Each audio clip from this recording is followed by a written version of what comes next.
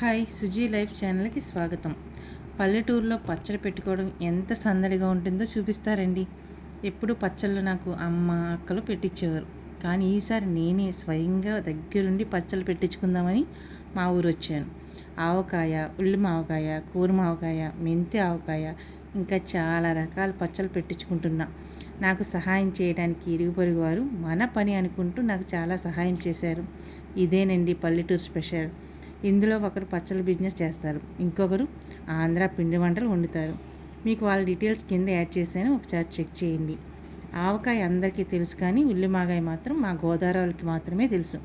మా గోదావరి వాళ్ళు బాగా పెడతారండి. కూరమాగాయ టిఫిన్స్లో బాగుంటుంది. మెంతి ఆవకాయ మాత్రం కొంచెం టైం పడుతుంది.